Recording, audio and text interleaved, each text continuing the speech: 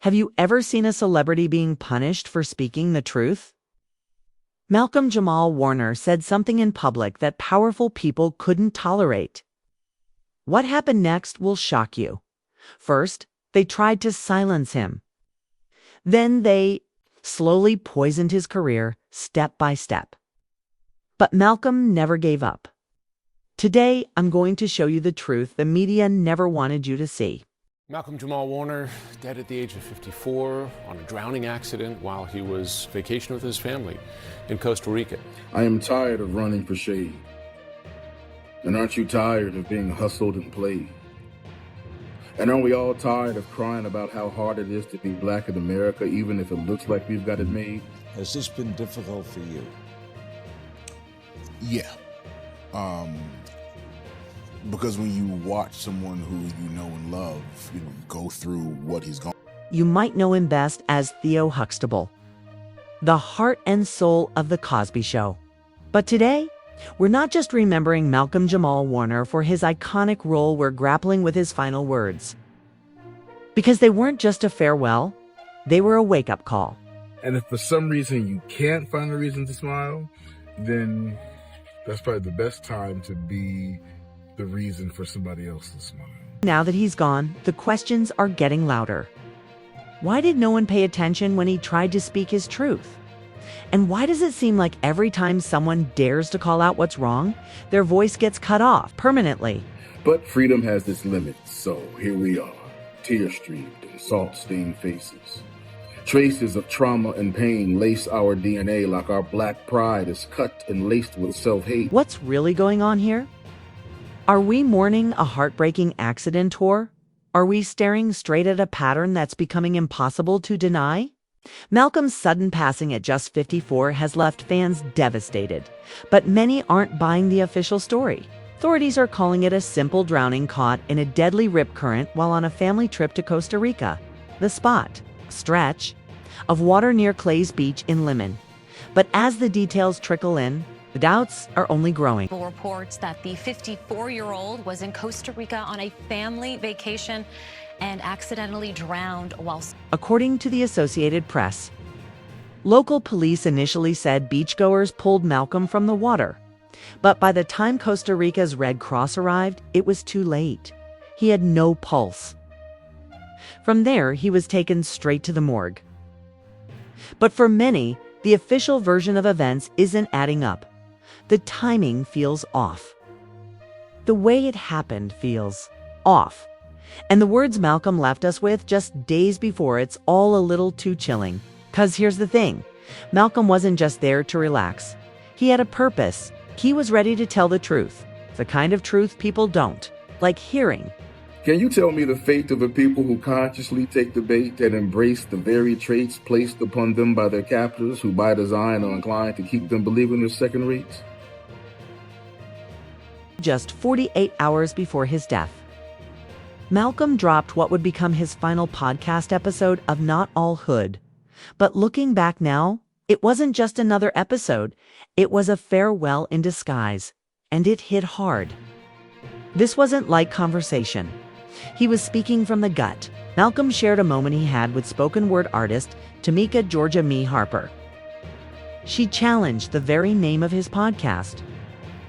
When he mentioned it was called Not All Hood, she shot back immediately. Ain't nothing wrong with the hood. That single line stopped Malcolm in his tracks. It forced him to reflect on how society, especially the media, has painted a one-dimensional picture of black culture, turning the hood into a stereotype while ignoring its depth, beauty, and strength. The reason for the title is combating the narrative of black life, black culture that the media focuses on. Malcolm wasn't turning his back on the hood. He was exposing a system that's been misrepresenting and exploiting it for generations. In his words, the hood is what built American culture, not borrowed, built. That's not just social commentary, that's a deep truth about erasure, appropriation, and a stolen legacy that Hollywood has been sweeping under the rug for years. But Malcolm wasn't finished. He also opened up about his evolving views on the term black excellence. He admitted he used to be skeptical of it, feeling like it was tied too closely to fame and wealth. But a conversation about black soldiers whose histories were being wiped from the records at Arlington National Cemetery shifted his thinking. We're not all hood. Black survival the black itself community is is black not a excellence, monolith. she said. There's so not many money, just levels and surviving, lanes thriving, to the black and community, existing in and we spite wanted of to it have a space where we could acknowledge, discuss all of those lanes.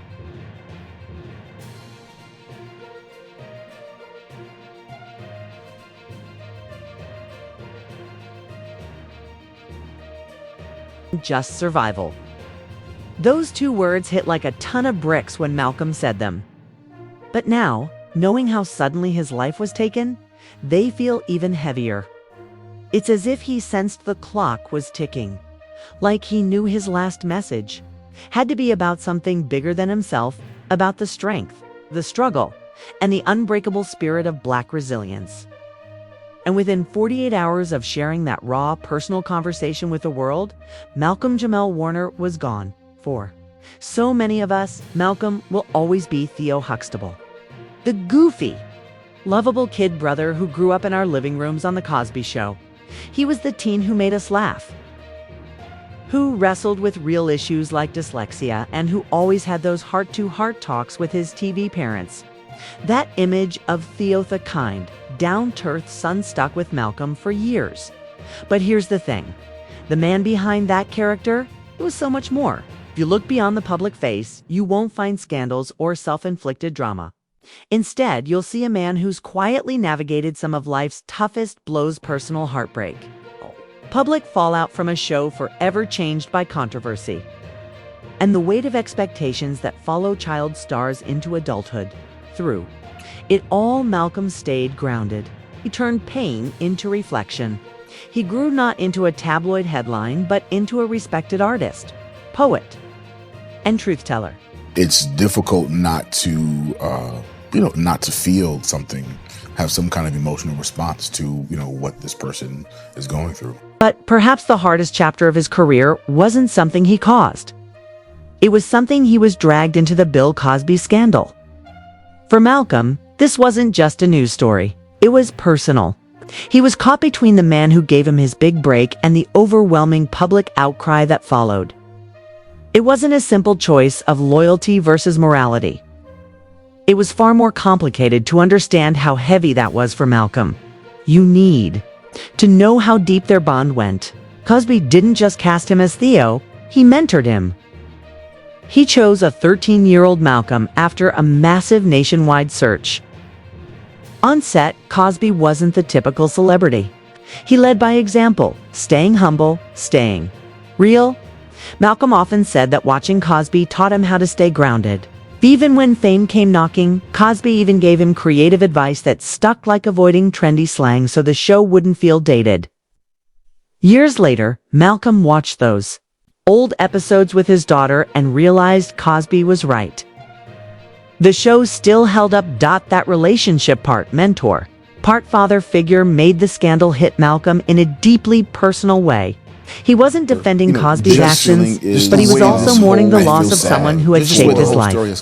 It was a heartbreak wrapped in a public storm, and Malcolm handled it with quiet reflection, not spectacle.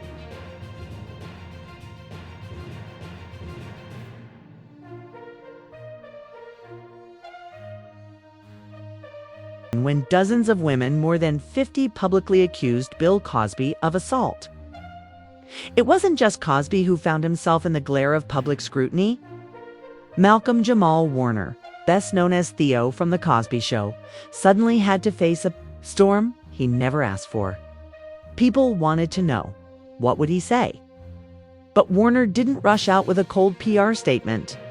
Instead, when he spoke in a 2015 interview, his words came from a place of reflection and heart. It wasn't a quick defense or a sharp denial. It was measured. It was emotional. You could tell he was wrestling with the weight of it, all the legacy, the accusations, and the human cost. He's one of my mentors. It's just as it's painful to hear any woman talk about essay, whether true or not. It's just as painful to watch my friend and mentor go through this. That one moment said it all. He was caught in a painful place. On one hand, he wanted to honor and believe the voices of the women who came forward. On the other, it was heartbreaking to witness the downfall of a man he had admired for years. Warner didn't excuse Cosby's actions, but he also didn't completely disown the man who had been a mentor to him. He walked a difficult line. I can't defend him, but I won't throw him under the bus either. Warner didn't hold back when talking about how the media covered the scandal. He called it a circus-allowed, messy spectacle that didn't always give the story the respect or complexity it deserved. He wasn't trying to defend Cosby's actions, but he wanted people to slow down and have a more thoughtful, honest conversation. Navigating that tightrope was painful and exhausting for him, showing just how deeply this whole situation weighed on his heart. But for Malcolm Jamal Warner, the struggle wasn't only about the allegations themselves. It was about what the scandal did to something much bigger, the legacy of The Cosby Show. He said over and over that the hardest part was watching the show get pulled from syndication, erased from the airwaves. To him, The Cosby Show wasn't just another TV gig. It was a groundbreaking piece of history, a show that reshaped how America saw Black families, warm, real, and full of hope. We've always had The Cosby Show to hold up against that, he said, and the fact that we no longer have that. That's what saddens me the most. In a few generations, the Huxtables will just be a fairy tale. Warner didn't hide how much it hurt when The Cosby Show was pulled off the air. He called out the double standard, how other artists with serious controversies, like Woody Allen and Roman Polanski, still had their work shown everywhere, while The Cosby Show vanished completely. For him, it wasn't just about feelings or reputation. It was real money lost. Cosby said plainly, "It's literally taking money out of my pocket." So his frustration was twofold. On one hand, it was about culture and what the show represented. On the other, it was practical. His paycheck was affected, his livelihood shaken. The fallout cut deep in both belief and reality. After having had such a long path and long journey, you have something like this that you've got to contend with. Warner's feelings about the whole controversy didn't stay fixed. They evolved. At first, he was convinced the scandal had forever stained the show's legacy. But then something changed. A talk with Keshia Knight Pulliam, his TV sister, who played Rudy, helped him see things differently. She reminded him of the bigger picture. The Cosby Show wasn't just a TV hit, was a beacon for generations, especially for young Black viewers who saw themselves on screen and found hope. Inspired kids to dream bigger, aim higher, and believe in their futures. That kind of impact? No scandal. Warner later said, her saying that really shifted my perspective. That conversation marked a real turning point for Warner. Instead of dwelling on what the scandal had taken away, he started to focus on what The Cosby Show had already given the world. He began to argue that no matter what happened, the show's positive impact should stand on its own. This shift showed his ability to reflect, grow, and hold on to hope. It was about separating the art and its influence from the very human mistakes of the man behind it. Warner's emotional journey from sadness, through frustration, into deep reflection, and finally resilience felt genuine and raw. With a real person grappling with something that shook the foundation of his life and career. What's perhaps most striking about Malcolm Jamal Warner's story is how free it is from scandal itself. In an industry where many child stars stumble publicly, Warner stands apart. His calm, steady path wasn't luck. It came from deliberate choices and serious discipline. From the moment The Cosby Show ended, he worked hard to distance himself from Theo Huxtable. He even admitted there was a time he didn't like being called Theo at all, not just because of emotions, but because it was a professional move. He wanted the world to see him as more than just that one childhood role. And he proved it. Warner didn't settle into safe or repetitive parts. He directed episodes of shows like Kenan and Kel, became a talented musician and spoken word artist, even winning a Grammy for Best Traditional R&B Performance. He was nominated for another Grammy for Best Spoken Word Poetry Album.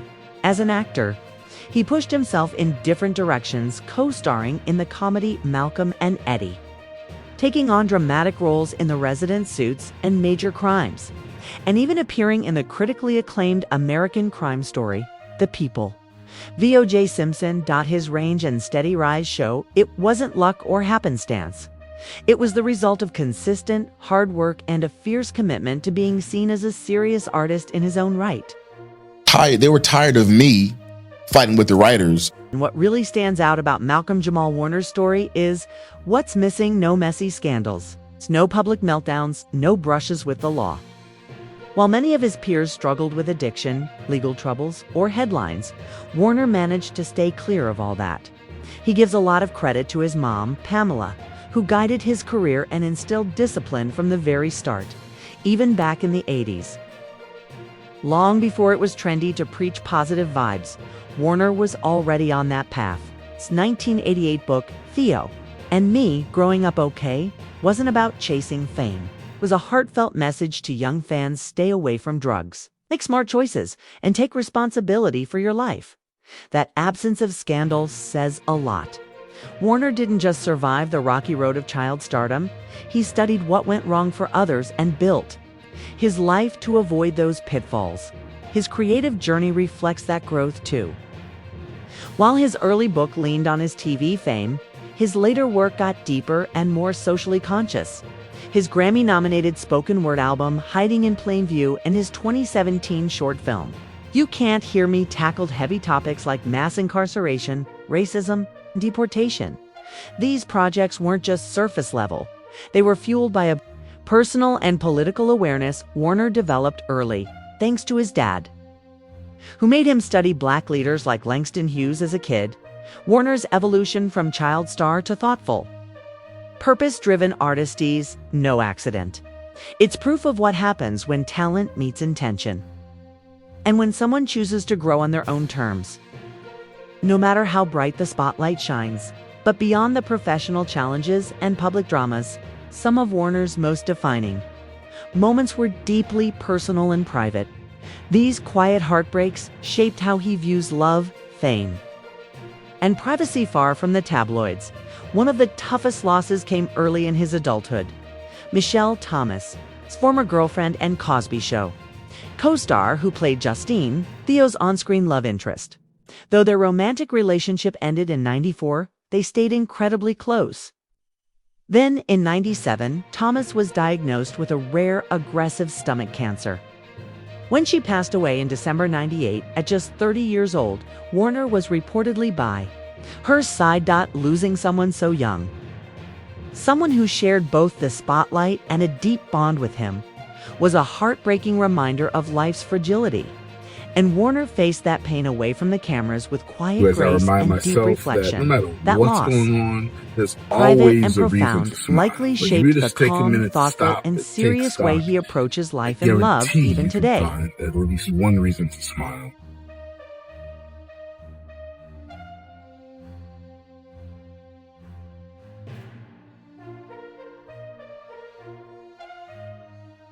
Later on, Warner found himself navigating a very different kind of relationship, one played out in the unforgiving spotlight of public attention. From 2011 to 2013, he was romantically involved with actress Regina King. They'd known each other since their teenage days in the 80s, even lived together for a time. But when they broke up in 2013, it happened suddenly and the media ate it up. Tabloids ran with the story that Warner had unexpectedly asked King and her son to move out. Things got even messier when King revealed in a 2015 interview that Warner had ended things on Valentine's Day, but then sent flowers afterward with a note saying, "I still love you." She said she threw the flowers away. That breakup, painful and public, couldn't have been more different from the quiet, private grief he experienced losing Michelle Thomas years earlier, where the first loss deepened his understanding of real connection. This one seemed to push him to build firm walls around his personal life. After the Regina King breakup, Warner became fiercely private about relationships. Interviews and social media became places where he kept his guard up. Taken together, these two experiences taught him invaluable lessons about love's fragility and how quickly it can become destructive when thrown into the public eye. One loss was a quiet sorrow that shaped his emotional depth. The other was a very public ordeal that made him fiercely protective of his peace. These lessons helped mold the grounded, thoughtful man Warner is today. And if you look closer, a pattern emerges especially for Black celebrities.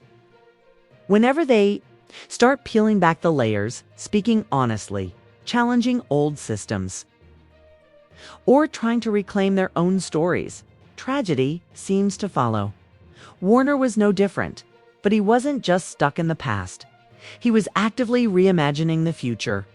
Through his podcast, he carved out a space to dive deep into the complexities of Black identity without Hollywood's usual gloss or sugarcoating, and that small, honest corner.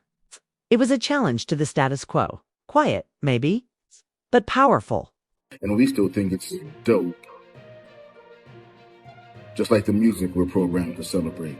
Then there's the Meghan Markle moment, quiet but loaded with meaning.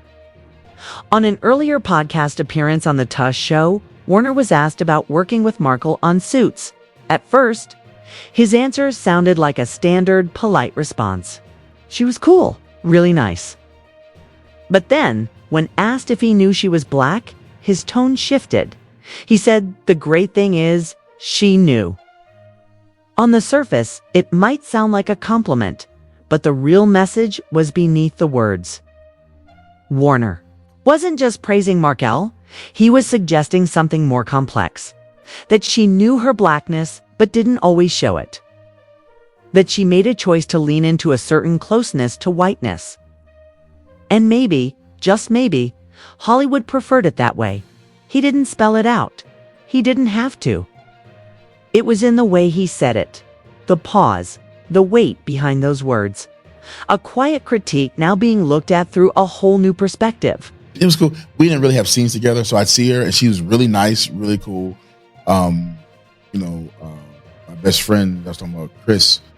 Warner said it was cool. We didn't really have scenes together, but I'd see her and she was really nice, really cool. Simple words, but loaded with meaning. This is the same industry that lifted Warner up as a child star in the 80s and then watched him quietly build a rich, meaningful career as a director, musician, and advocate. But always at arm's length. Warner never chased the flashy headlines or paparazzi frenzy. He worked hard, created deeply, and pushed important conversations forward. Yet, when he passed, Hollywood's response was nearly silent. No big memorial specials, no primetime tributes. Just a few quiet headlines and a deafening silence from the elite. Who owes so much to his influence for a man who shaped the childhoods of a generation. That silence is striking. Listening back to Warner's final podcast episode, it feels like he was leaving a trail of breadcrumbs to follow. He spoke about cultural erasure, about Black soldiers fighting for freedoms they never truly received, about the hood, often demonized, but actually the birthplace of so much. American greatness. He was redefining success. Might by what you own, but by what you survive, and now he's gone. Right as those powerful messages were gaining ground. His death isn't just tragic, it fits a heartbreaking pattern. Chadwick Boseman quietly battled cancer while taking on roles that challenged whitewashed stories. Nipsey Hussle was gunned down after preaching empowerment and community investment. Dave Chappelle faced near cancellation for walking away from an industry he saw as corrupt and daring to speak out. And now Warner, who had finally found a platform to speak freely, is gone too. I had this show and felt like people was trying to control me. I was freaked out. I don't know, I just had to get out of there. I just walked away. Since $50 million, it's all gone. I'm scared. We're not saying there's a conspiracy, but yeah, it does feel suspicious. Because every time someone dares to pull back the curtain on Hollywood's polished, sanitized version of Blackness, every time they start celebrating the stories that aren't shiny or profitable, or they talk about struggle instead of just success, something happens. And it almost always ends in heartbreak. Malcolm Jamal Warner deserved way more than a fleeting headline, more than just a footnote in the gossip columns. He was a man with a message that challenged everything we've been told to. And now, that message is all we have left. It's time to really listen before someone else fades away. That's it for today. Thanks for watching, and I'll see you in the next video. Take care until then.